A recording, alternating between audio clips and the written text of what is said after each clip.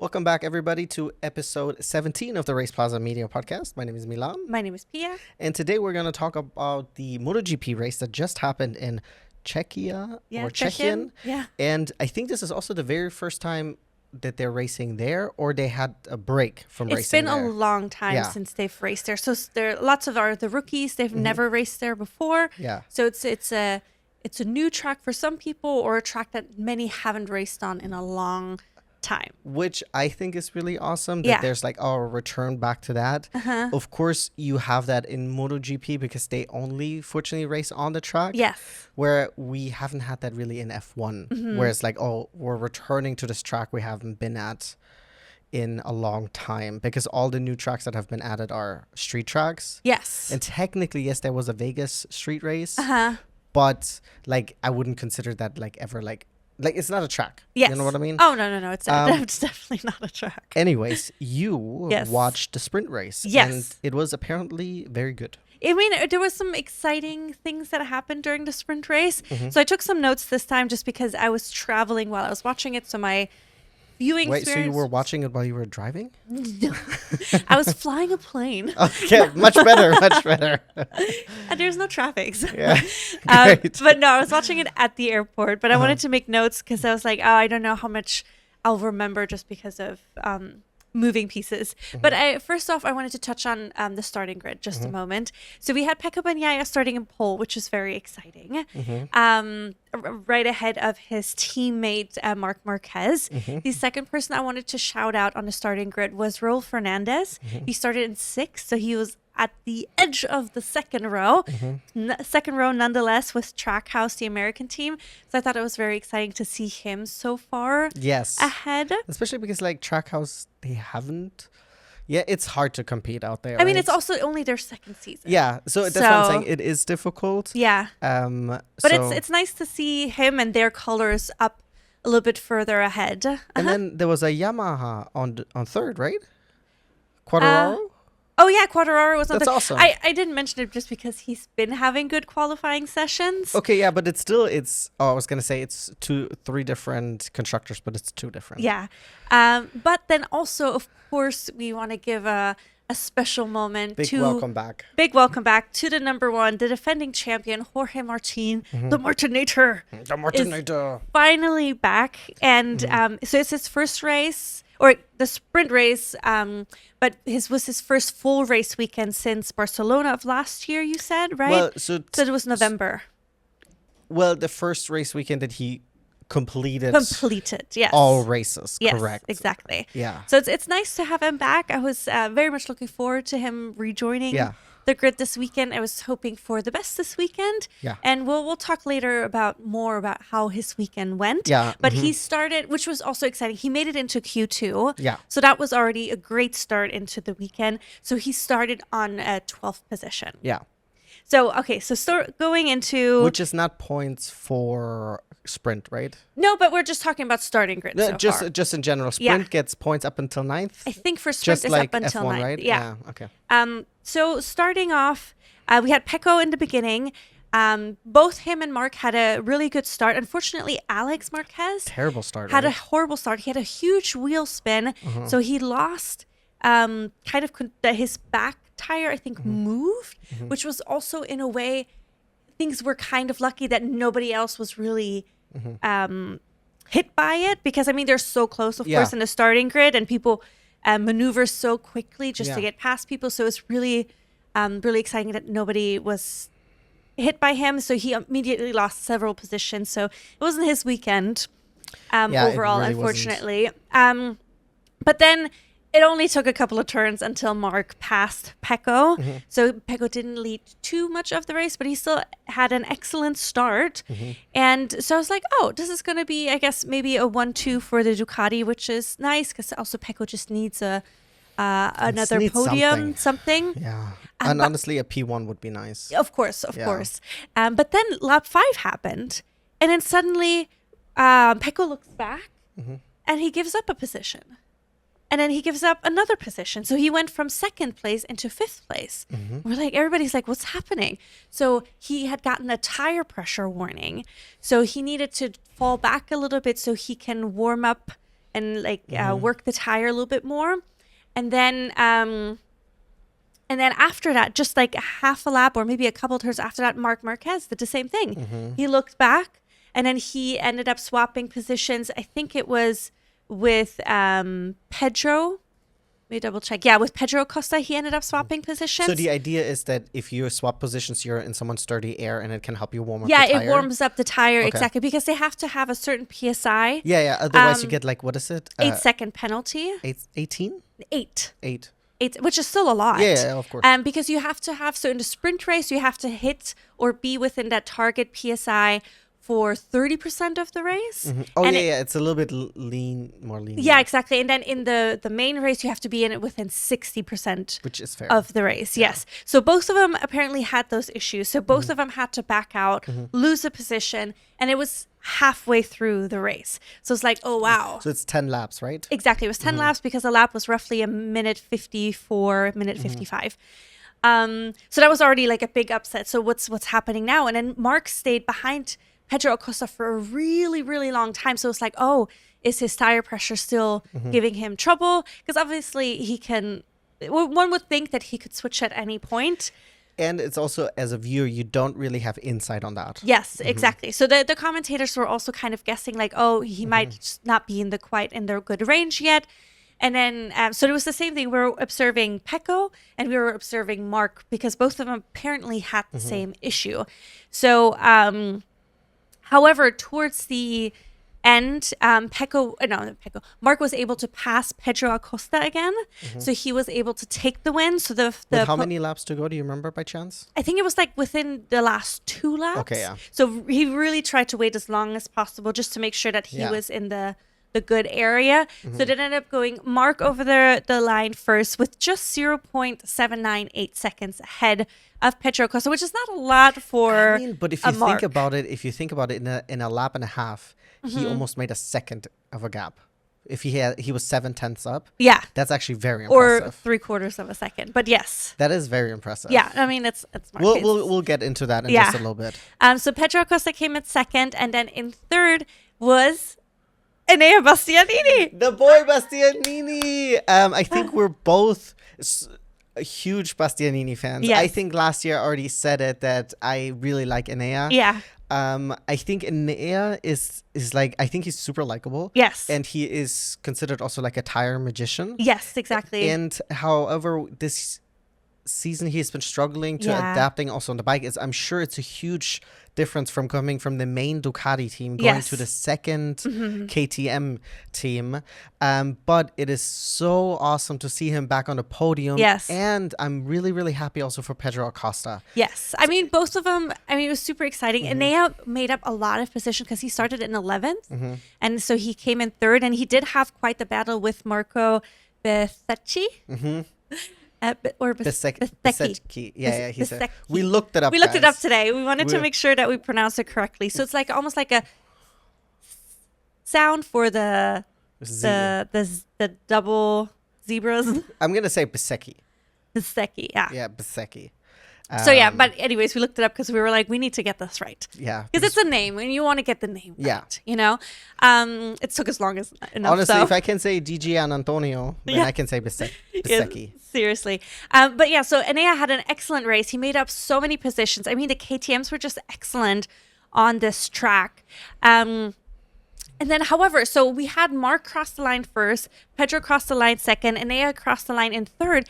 However, Marc Marquez, Ayo Ogura, and Alex Rins were under investigation for tire pressure after crossing the line. Yeah. And so the podium celebration was quite meek for Marc until they officially announced it, which was right after the medal was given. That's when it was officially announced that all three of them were cleared. So that was really exciting news, really good news. Okay. The unfortunate thing for Pecco was that Pecco ended up being passed. Not only so he was in 5th position, he had gone down to 5th position once the tire pressure notification came on, but then he ended up in 7th because he ended up being passed by Quartararo as well as Raul Fernandez, which was a little bit of a bummer because Raul Fernandez passed him in the very last lap.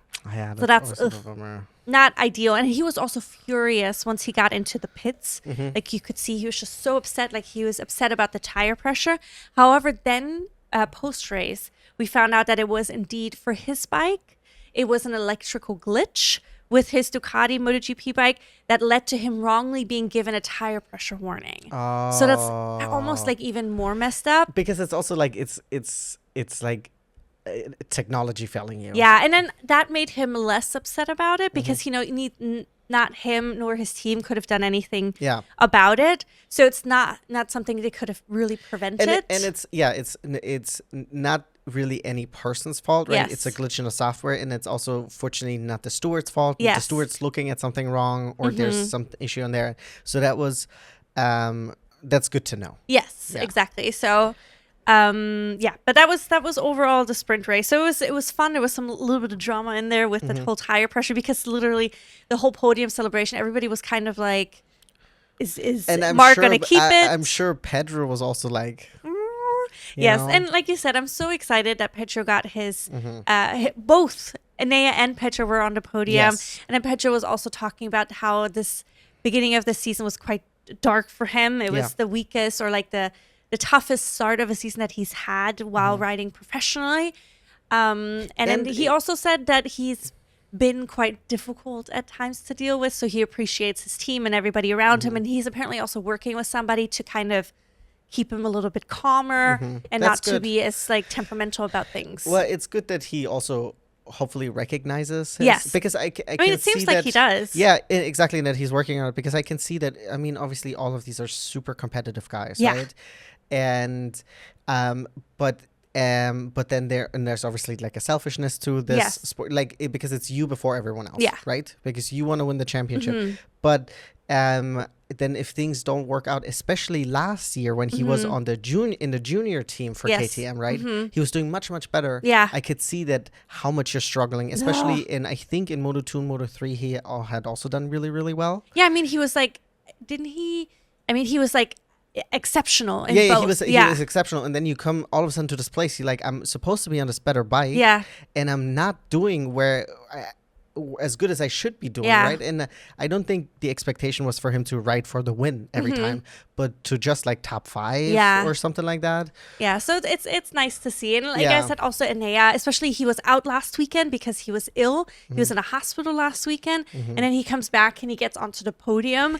I mean, how exciting is that? Yeah, it seemed like he also got along with the track really well. We're gonna get into the main race in just a second, but it is very good to see Enea on the podium. Yes. It was really exciting to see. I did also want to point out this weekend we're missing a couple of people. Yes. So unfortunately, Frankie Morbidelli still is injured in his still has a shoulder injury from his accident.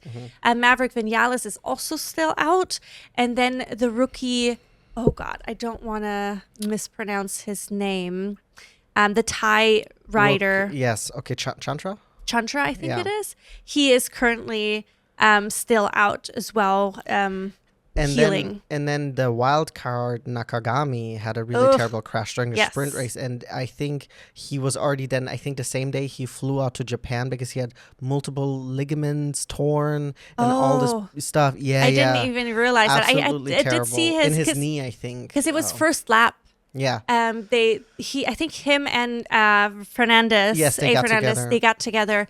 But I didn't hear much about it afterwards. That's why I didn't realize how bad it was. In the pre-show for the MotoGP main race, they showed it and they were talking. And you saw also Fernandez running up to him, and because he was like kneeling, but I can't tell if Fernandez was at fault, but like they were talking about that Nakagami unfortunately has sustained a bunch of injuries. So devastating.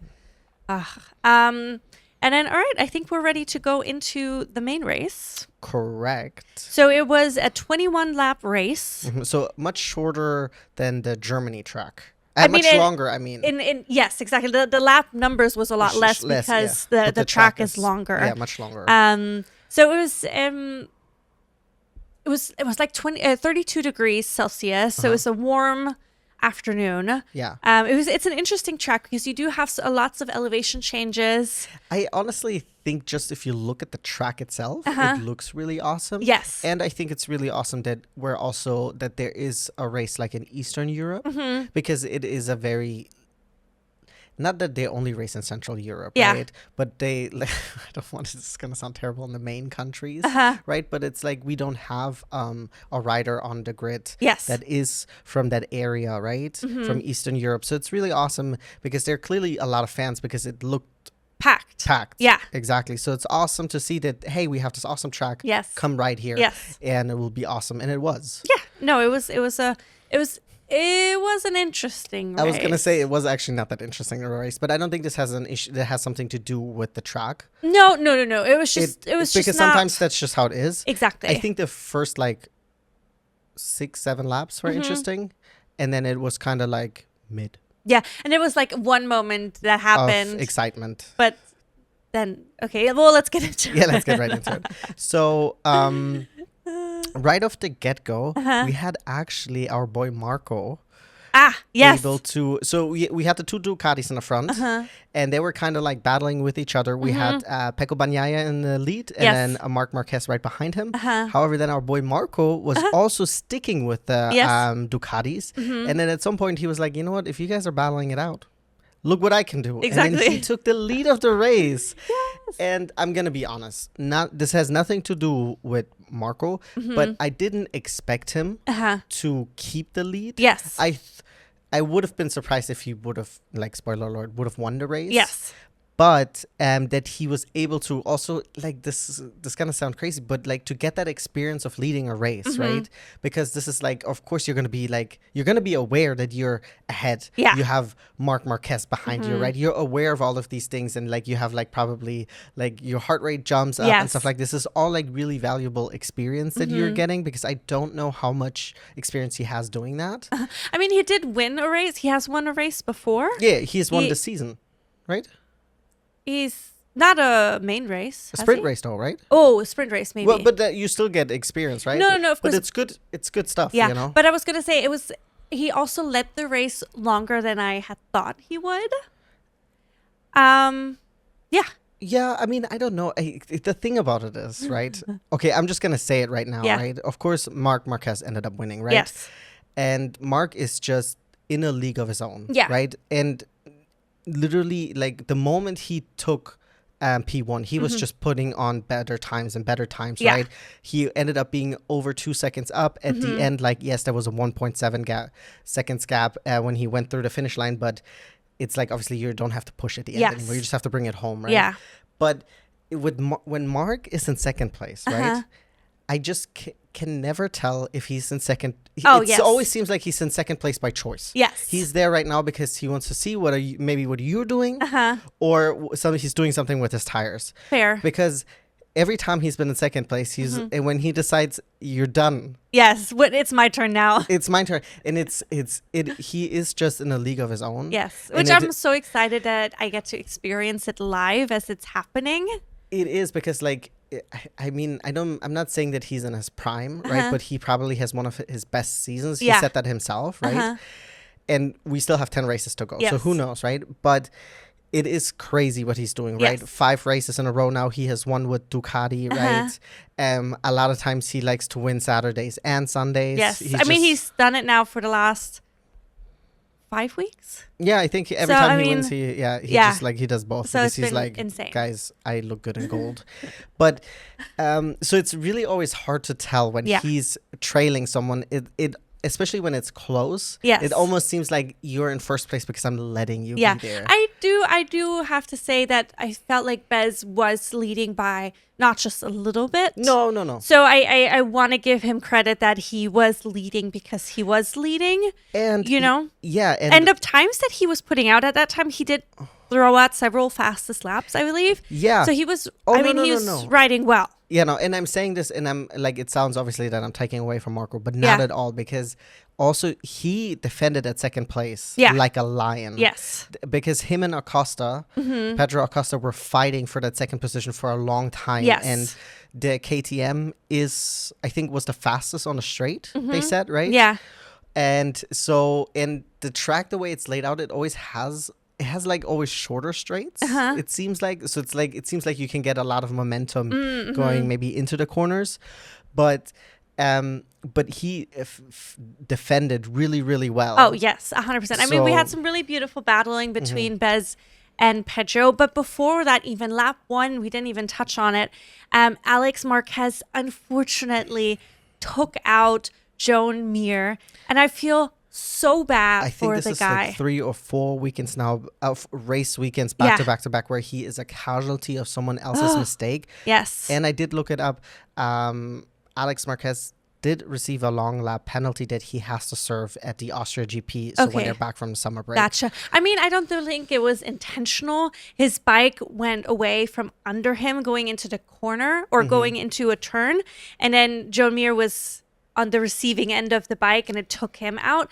But I mean, it's just so incredible, at least from the view that I saw it, but maybe there was something else that I didn't get to see that that justified them giving him the penalty, because you also saw after the incident, both of them had a little bit of, it seemed like a heated argument about it. Yeah, it's definitely seemed like Joan, because like you can see when they're crashing that Joan immediately got up and looked back and was like, who hit me? Yeah. Right? And then I think definitely that Joan instigated the conversation because he was agitated. He's like, get it, like this is again, your race was ruined for something that you didn't you weren't a follower. I think the way it looked like to me, it was because it almost seems like Alex was attempting an overtake where it was never on, and then he backed out of it. Yeah, I don't remember because they didn't show as many replays of it, so I can't really tell. But if I recall it correctly, it was a right-hand turn, and he was trying to squeeze his front tire in on the inside line, but Joan was so close to it, there was no room. And then I think he kind of backed out, the bike slid out underneath him, and then because he was so close to Joan, he just took him with him. It's so unfortunate. It just breaks my heart for him, because he's been having some really good qualifying sessions also, Joan. Yeah, and he's been, when they let him race. Just let him, guys, get out of the way and just let him finish a God. race. It's so terrible. And I think they also said this really terrible statistic about HTC, the team that he's racing for. I can't remember the name right now.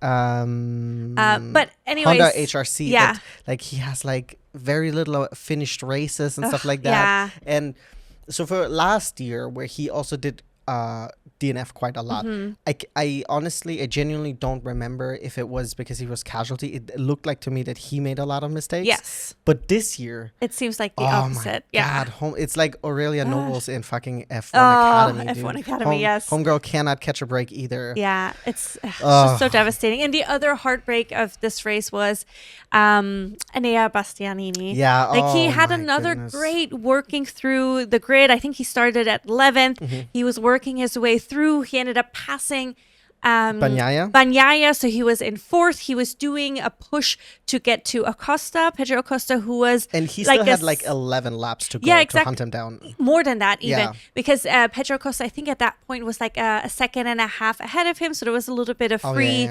air ahead of him. But then in lap 6, Enea just went down, and he was so upset about it too, which I believe, because he's been having such a great weekend. Yeah, and the bike just seems to be working and connecting, and maybe it's also the track. I think Jack Miller had said something about like it's good for some of the riders who don't have experience on that track that they don't come with any baggage of it, you know? Yeah. Like you come in and you just go, and you don't have any like bad experiences or anything like that. It's just have like a clean slate to ride on. With Enea, right? What I was going to say, we had that last year a couple times when he was on the hunt, that he then would make mistakes and then crash out. And it's so frustrating. Yeah. Because he seemed genuinely surprised. So I don't know if there was something with the tire that it was acting differently than he expected or something like that.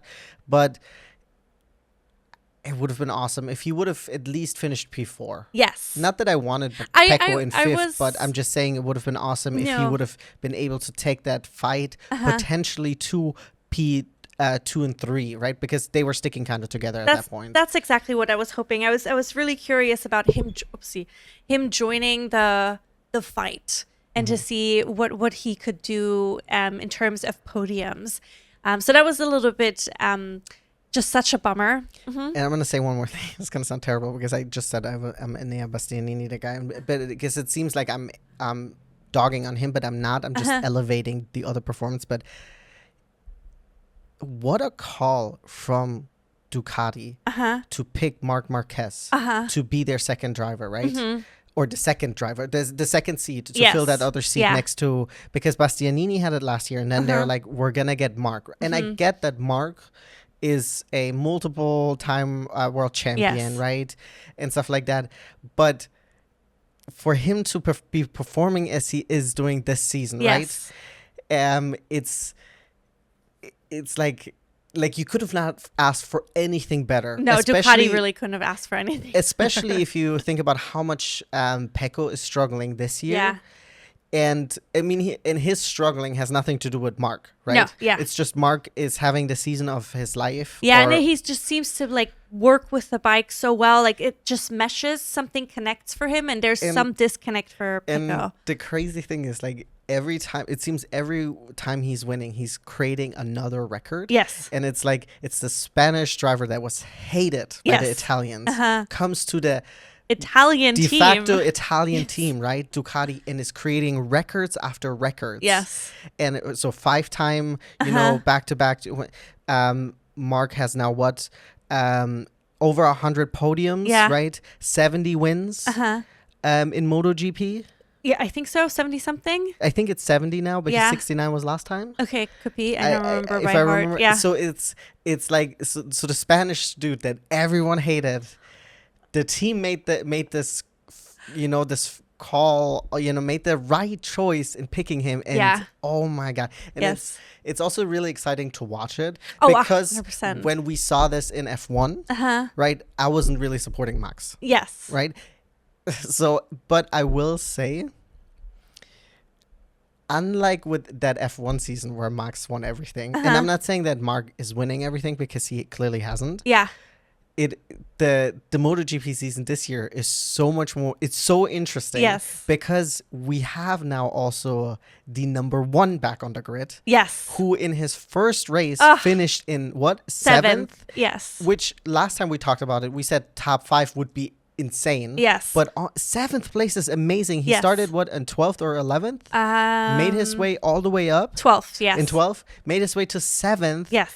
Both races he stayed on the bike. Yeah. He seemed really, really happy too. I mean, honestly, the whole team was ecstatic about it. I mean, obviously, Marco or Bez came in second. Huge win again for Aprilia. And it also shows that the bike is in the right place to fight for the front. Exactly. And then now Jorge Martin coming in 7th, earning his first points of the season. I don't know if because the first race of the year he crashed out.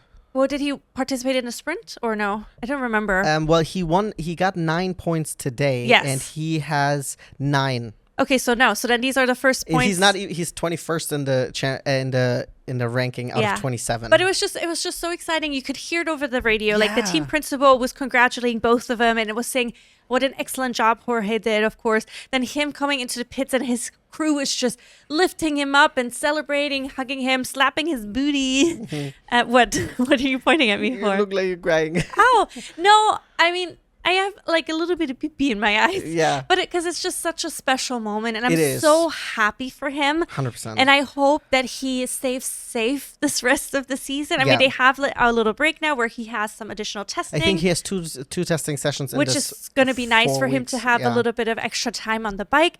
But then I hope that the last 10 races of the season or 10 race weekends of the season are going to be really good for him to kind of get back into a rhythm. Hopefully get a podium. I mean, that would be incredible, I think. I don't think it's unlikely. I don't think so either. I think if he can stay healthy, because 7th already coming back, I think it's a huge accomplishment, right? He doesn't have that much time on the bike, right? He had 1 testing session so far, right? And then, of course, like free practice, blah, blah, blah. But like one, like outside of the norm. Yes. And I'm super excited.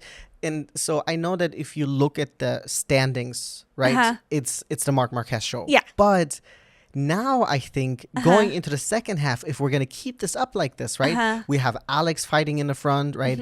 We have obviously Marc. Yeah. We have potentially, hopefully Pecco can pull himself out of this little hole that he has fallen into. We have Bez racing in the front. Then hopefully we get Jorge Martin in the front. But we also then had Pedro DG. Acosta. We had Morbidelli. So like, I think the top 5 specifically, I think it's going to be really interesting for the second half of the year, and I'm super excited. Yeah, and I know some people are not loving the season as much just because Marc is just riding away with it. I mean, he's now leading by 120 points. Yeah. But I don't really care about that. I mean, because, well, I'm also a Marc Marquez girly, but I'm also like, I'm just in awe of him, and I am enjoying it for this season. Yeah. I wouldn't want it to be ongoing. I want competition. Yes. But like you said, like everything that happens after that, like the positions, it's been super exciting. And I mean, also seeing that Raul Fernandez is up there today. Yeah. And it's just, it's nice to see more people in the mix. I mean, we had Jean Zarco win at home this year. I mean, it was lit. It was insane. So I've been really enjoying this season. Yeah. 100%. I would even say better than last year? Yes. Okay, so I think this first half of the season, I'm not sure if I would say it about the second half. Well, we don't know that yet. Well, obviously, but then also in the second half last year, we had this big showdown at the end, Jorge versus Pecco, which we won't have presumably this year. I think it would be a huge fumble by Marc if he didn't win the championship. It would be a huge, a huge feat by someone else, or he gets hurt, which obviously, knock on wood, we don't want. I didn't even think about it. But that's what I'm saying. Like the first half of the season so far, I personally enjoyed. I think more. The reason why I would argue I would agree with it, but I think one of the things to also keep in mind is last year was our first season, and I think this year, because we are watching it for the second season, I have a much bigger appreciation also what happens in the midfield. 100% because I'm agree. also way more familiar with the drivers. Yeah, riders. Oh, I keep saying that.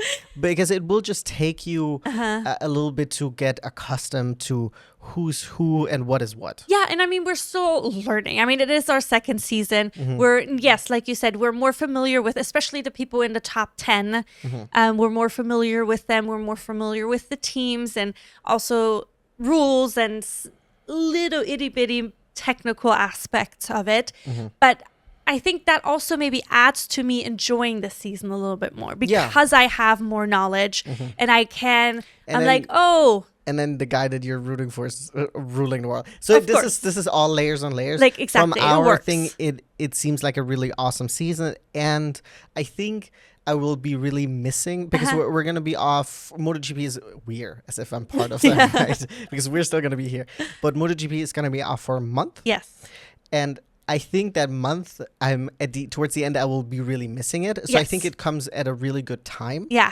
Because this year we're not getting that with F1. We're not getting a month break anywhere. Yeah. Which sometimes distance does make the heart grow fonder. Oh, 100%. I mean, even over the winter break. Yeah. Once the winter break gets once January is almost over, I'm like, yo. Yeah, all right, it's time now. It is time now. It is time because then you're already off for 2 months. Yeah, exactly. And then it's like, you guys have been off long enough. No, I'm just kidding. Because I feel especially so bad for the crew. It's not an easy job. For any of the people who work in the crew on stuff like this, it's like, yo, you're constant. Because they're always the first ones there, last ones out, right? Oh, yeah. It's like PAs on sets.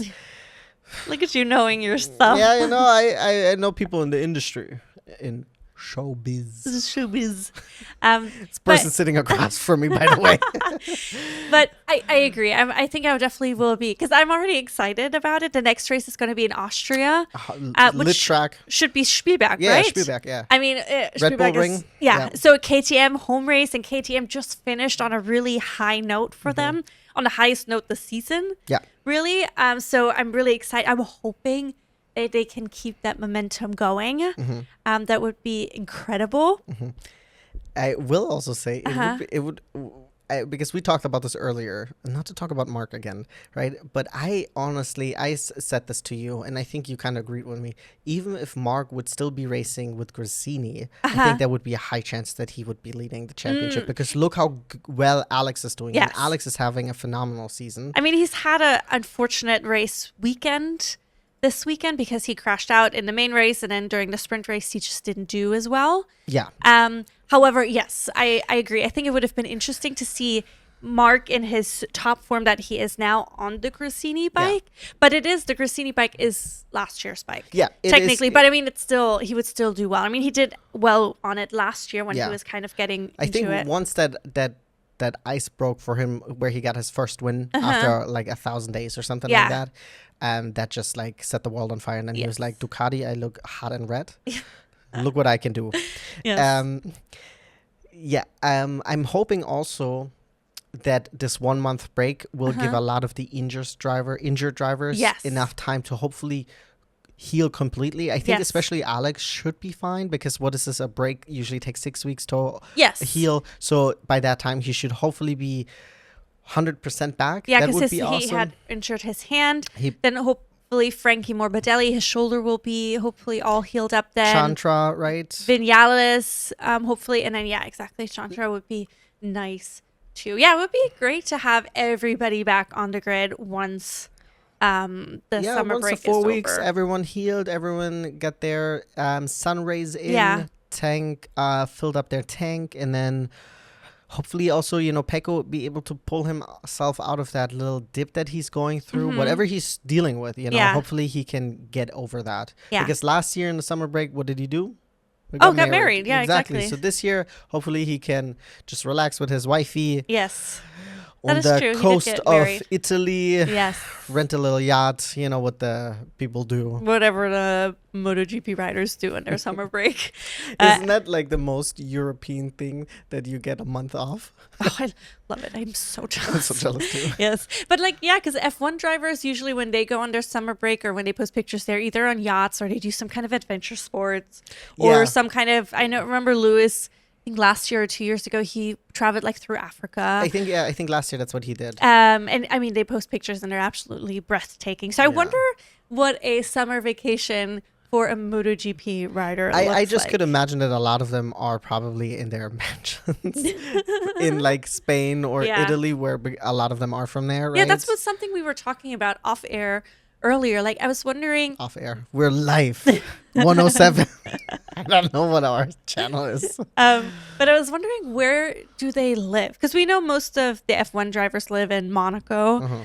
Or they at least have an apartment in Monaco, but they also maybe have a place in England or Italy, most depending of them have on their main residence in Monaco. I think Gasly is one of the few that actually has it in Dubai. Oh, interesting. Yes. Interesting. So I was just wondering, because we were talking about this earlier, I wonder where our MotoGP riders mostly live. Our assumption was a lot of them live at home with mama. No, just kidding. But in their home countries. Because a lot of them are Europeans. Spanish or Italian. Yeah. French. Some French, exactly. But then for those who aren't, I'm assuming that they would still live in either Italy or Spain, depending on which team they are. Yeah, exactly. So I'm not sure, but it was just a thought we were discussing earlier. If you guys know where the MotoGP haven is, let us know. Let us know. We'll go visit. I actually would rather just go on track. Oh, I would love to. Every time I watch it, I would love to just feel what it feels like to the speed. Well, not the speed as much, but the lying in the corners. Oh, but they do have dummies for that. Well, I know that, and I would love to experience it. The abs come really to work. Yeah, and the obliques. Yeah. Yeah, and then because on my bike that I had, you couldn't really do it because it was a cruiser. Yes, and I will say I used to never be I want a sports bike. Yes. Right. I never owned one, but I rode yours. Yes. Right. So I have a license. Yeah. Legally. I rode it not just for fun. But now that I've seen it, I think those bikes are way more attractive to me now than they used to be. I mean, originally, when I first fell in love with motorcycles, I wanted to, of course, a Ninja, a Kawasaki. But then I was like, oh, well, a cruiser is a little bit more comfortable.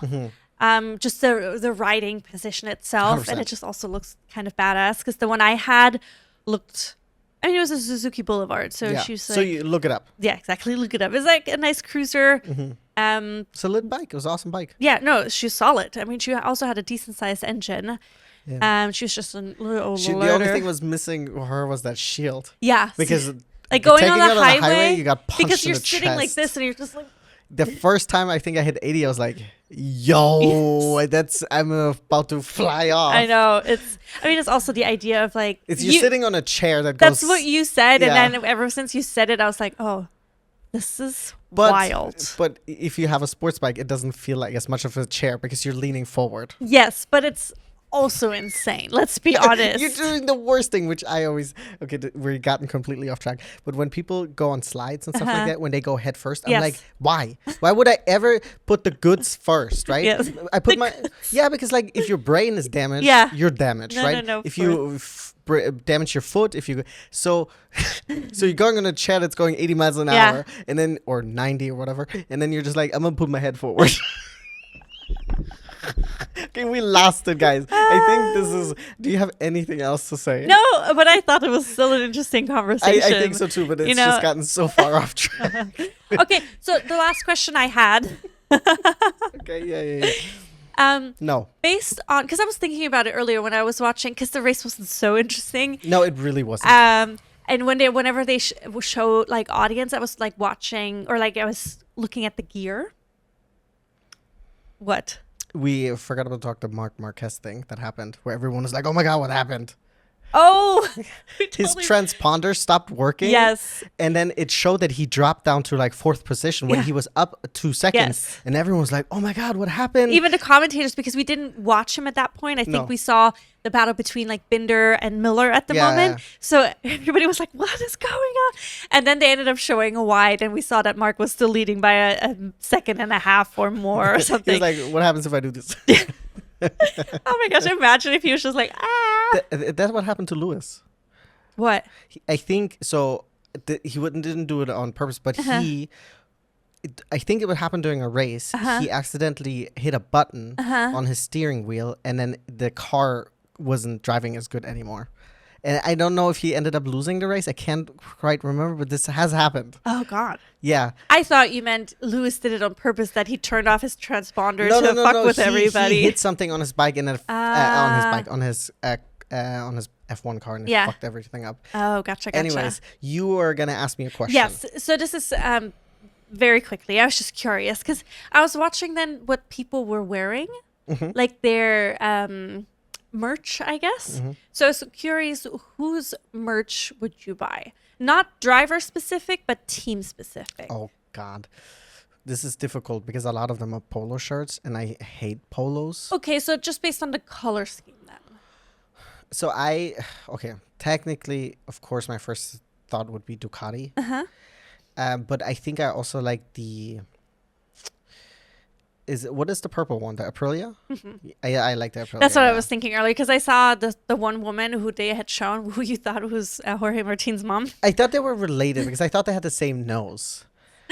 So funny. It's so specific because they showed a woman and a guy. They were watching through like some binoculars, and then they came on to, and then But they were so long on them as if they were indicating to me that I should know who this person is. And I was like, that must be a family member. I thought it was the mom, but I was like, you guys have the same nose. Oh, I thought it was funny. But I was watching her, I was looking at her shirt, and it was like beautiful, like purple and black with like a little bit of, I think, that neon orange or red or something that was in it. Maybe if they had like that special Ducati design that they did, the one you explained to me. Oh, the one in, was it Mugello? Yeah. Mugello? Mm-hmm. I think if they would have a cool shirt like that. Fair. It's just that a lot of times I am not a fan of polos with short sleeves. Yeah. Well, I had to wear too many in my career. Yeah, fair. And yeah, I think we looked at people's merch before, and it's in my opinion not as good as F1. Yeah, no, I agree. I do want to take another gander eventually because I would love some MotoGP merch. I don't have any official MotoGP merch yet. No, because the Race Plaza Media jersey that I got you, I just put 93 on it. Yes, exactly. So that's what I'm saying. Nothing official. Yeah, exactly. But I would like to buy some at some point. So maybe during the summer break, if I feel I miss the boys, the men. Hopefully there'll be a little sale or something. I'll look at it. But I think that wraps up everything for today, unless you had any news or anything you wanted to talk about. No. No. Yeah, same. Me neither. So we'll be back on YouTube again on Thursday with our What to Watch, so we can break down everything that's happening in the world of, or what you can watch in terms of motorsport this upcoming weekend. And then the following Monday, we'll be back with our race recap. So you can find us on Spotify with our podcast. They come out on Mondays, or then on YouTube, we break it up a little bit there. If you want to watch the video as well, we'll on there. On both, please subscribe to us. Please like us. Please rate us 5 stars, please. It really means a lot to us.